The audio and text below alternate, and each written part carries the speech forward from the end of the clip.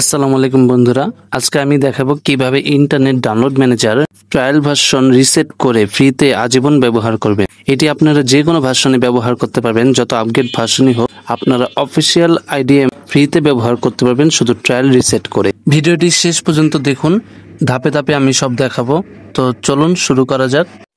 তো ফার্স্টে আপনারা তাদের অফিসিয়াল ওয়েবসাইট থেকে আইডিএম সফটওয়্যারটি ডাউনলোড করে নেবেন। ডাউনলোড করার পর এটি ইনস্টল করে নেবেন। তো এখন আপনারা এটি ট্রায়াল ভার্সনে চালাবেন।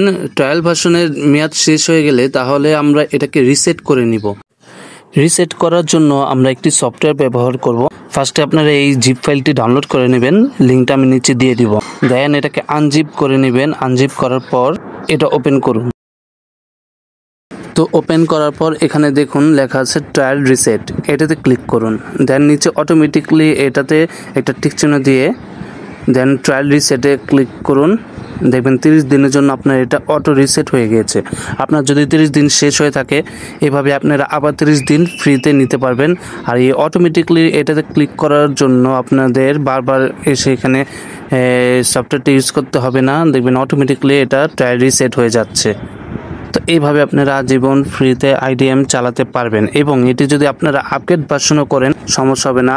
আইডিএম যত আপগ্রেড ভার্সনে আসুক আপনারা এইভাবে এটা রিসেট করে নিতে পারবেন। তো এই ছিল কিভাবে আপনি আইডিএম ট্রায়াল রিসেট করে ফ্রিতে ব্যবহার করতে পারেন। যদি ভিডিওটি আপনার কাজে লেগে থাকে তাহলে লাইক দিন, শেয়ার করুন আর আমার চ্যানেলটিকে সাবস্ক্রাইব করুন। তো পরের ভিডিওতে দেখা হবে। ধন্যবাদ।